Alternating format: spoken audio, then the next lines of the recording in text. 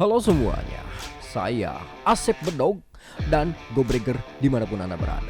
Pada video kali ini saya akan merangkum sebuah film Korea yang berjudul Rampan yang dirilis pada tahun 2018.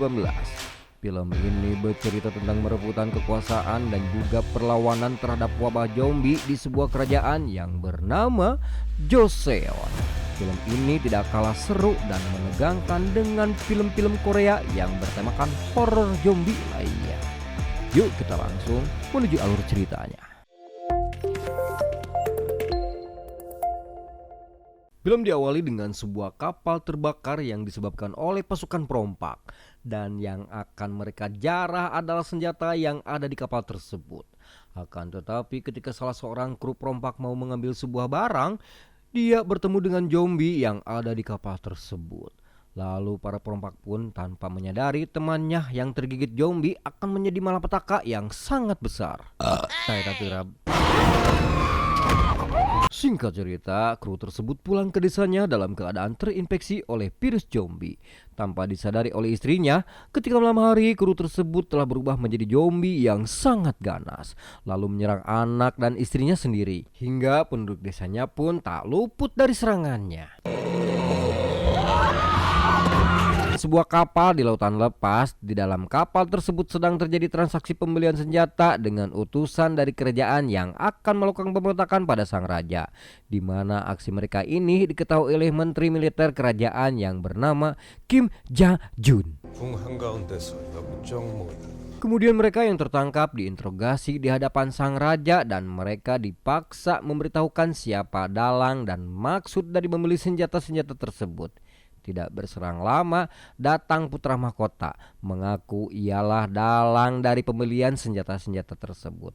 Putra mahkota berkata karena sang raja sudah tidak mempedulikan rakyatnya dan malah melayani dinasti Qing.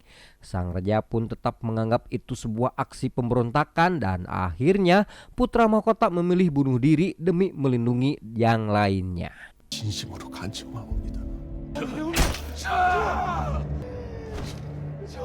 Esok harinya tibalah putra kedua raja yang bernama Lee Seung. Lee Seung kapal udara raga di Jakarta lah, sehingga itulah.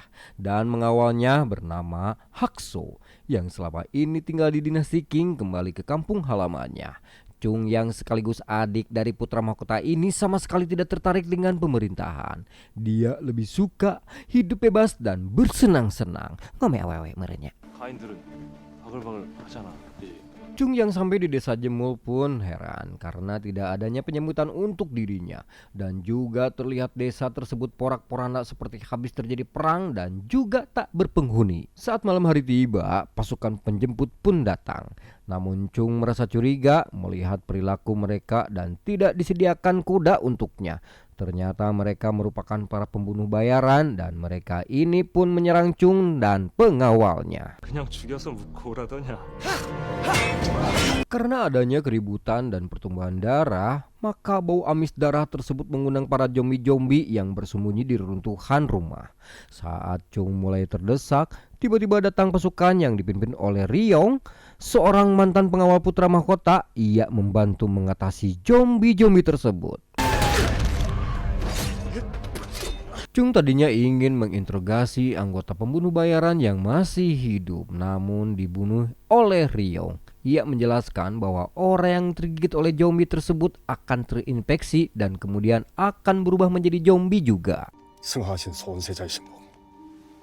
Di kamp pengungsian, Chung diperlihatkan penduduk yang terinfeksi dan tidak lama akan berubah menjadi zombie. Sementara pembunuh bayaran yang selamat menemukan majikan yang ternyata adalah Menteri Pertahanan Kim Ja-yeon. Pemimpin pembunuh bayaran tersebut menyampaikan bahwa Chung sudah mati dan teman-temannya menjadi korban para zombie.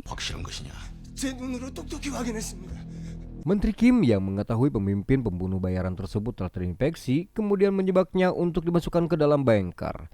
Menteri Kim kemudian memerintahkan ajudan untuk memanggil Seo Yong yang merupakan selir dari raja. Ia kemudian dijebak dan dijadikan umpan bagi si zombie. Di kamp pengungsian, jiwa bad boy Chung pun mulai meronta-ronta. Dia menggoda Deok-hye untuk pergi bersamanya ke dinasti Qing. Chung membandingkan dinasti Qing yang lebih baik dibandingkan dinasti Joseon. Mendengar itu, Deok-hye terlihat sangat kecewa karena Chung lebih membanggakan dinasti Qing daripada dinasti sendiri. 입는 거고 먹는 거고 조선이랑 비교가 안 되거든. Di tempat lain terlihat raja sedang tuang dan ditemani oleh para selirnya. Saat raja sedang menikmati hidangannya, salah satu selir yang digigit zombie tadi malam mulai bertingkah aneh dan kemudian menyerang sang raja. Chung yang akan pergi ke istana dimintai tolong oleh Ryong untuk membawa pasukan ke desa Mulpo untuk melawak para pengusidi.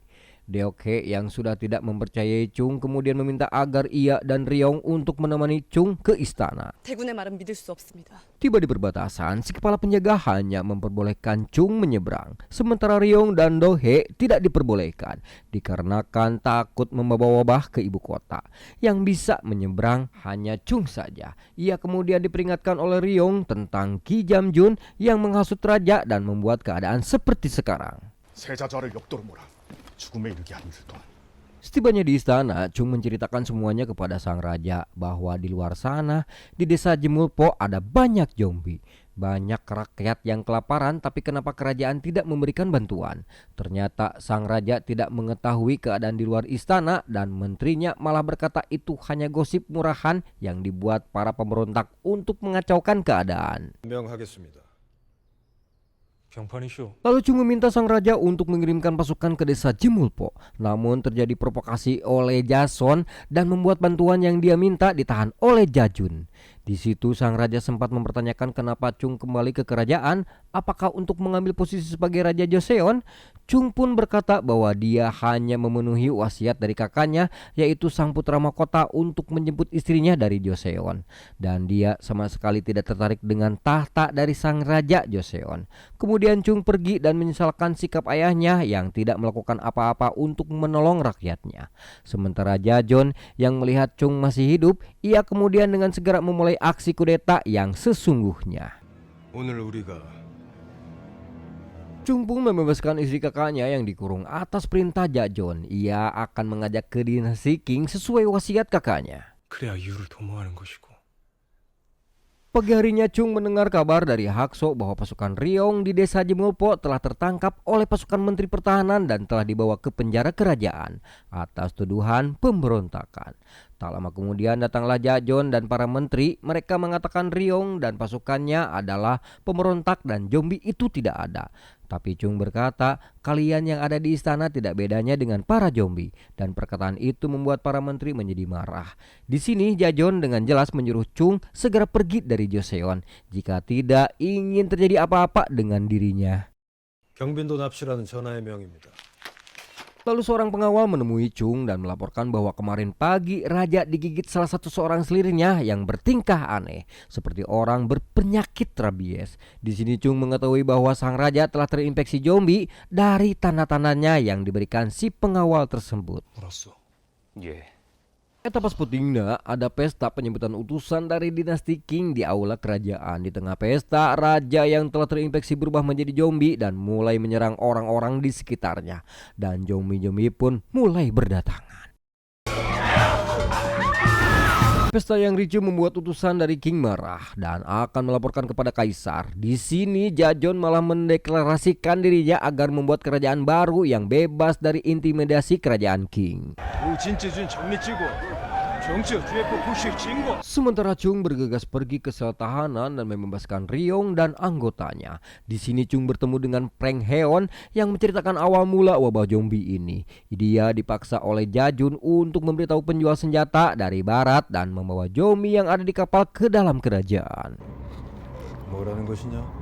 Para menteri yang berkonspirasi dengan Jajon bersembunyi dan dipaksa oleh Jajon untuk mengikuti rencananya. Matahari mulai terbit dan membuat para zombie mulai bersembunyi. Tiba-tiba anak buah Jajon yang terinfeksi mulai menyerang dan membuatnya tergigit. Karena tujuannya gagal karena dia telah terinfeksi, ia lalu membunuh seluruh anak buahnya di sana.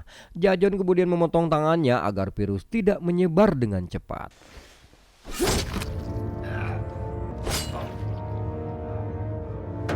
Sementara Chung menyuruh pengawal yang telah tergigit untuk memanggil bala bantuan yang ada di perbatasan. Dengan cepat pasukan membuat jebakan untuk para zombie dan Heon yang tahu di mana Jajon menyimpan Mesiu mencari dengan yang lainnya. 자네들은 화약통을 챙기시게. Di dalam bunker ternyata Jajon masih hidup dan membunuh Heon. Kemudian terjadilah adu perang di bawah sana. Saat Haksok membantu Chung keluar dari bunker, ia harus tewas di tangan Jajon. Hari yang mulai gelap membuat para zombie keluar dan mulai menyerang. Chung memilih untuk tetap tinggal agar menjadi umpan para zombie, tapi ia dihentikan oleh Ryong karena dirinya telah tergigit dan takkan bertahan lama. Jadi dia yang akan menjadi umpan dan menjebak para zombie. 일각에서 물렸습니다. 심장 근처이니. Ryong percaya bahwa Chung adalah raja sejati yang ditunggu-tunggu selama ini. Ryong yang mulai memancing para zombie mulai kehilangan kesadarannya. Saat mereka menyulut api, tiba-tiba Jajon datang dan memadamkannya. Menyadari rencananya akan gagal karenanya, Chung menerobos masuk ke istana yang telah dipenuhi para zombie. Di sana telah ada Jajon menunggu di atas tahta raja. Deoke yang menyadari Chung dalam segera membantu dengan melesatkan anak panah berapi ke dalam istana. Chung yang melihatnya pun segera mengambil anak panah tersebut dan langsung membakar kerumunan zombie. Di atas atap ternyata Jajon masih hidup dan kembali terjadi duel mematikan yang mampu Chung atasi. Lalu tibalah pasukan dan bantuan dari rakyat Joseon menyerbu dan membasmi satu persatu zombie yang tersisa. Rakyat pun bersorak-sorak ke arah Chung. Di sini Chung mulai sadar akan arti raja yang sebenarnya. 백성이 있어야 왕도 있는 것이지. Chung kemudian memimpin pasukan untuk pergi ke desa Jemongopo untuk memberantas zombie-zombie yang ada di sana. Dan tiba-tiba film pun tamat. Pesan moral dari film ini adalah Anda sebagai pemimpin yang harus bertanggung jawab kepada anak buahnya, di mana anak buahnya itu harus dilayani, terus disayangi, diberi duit, ya seperti itulah kahayang mah. Ya, jadi orang teh mau jadi zombie kudu ngegel kan itu kadieu meureunnya. Seperti itulah nya.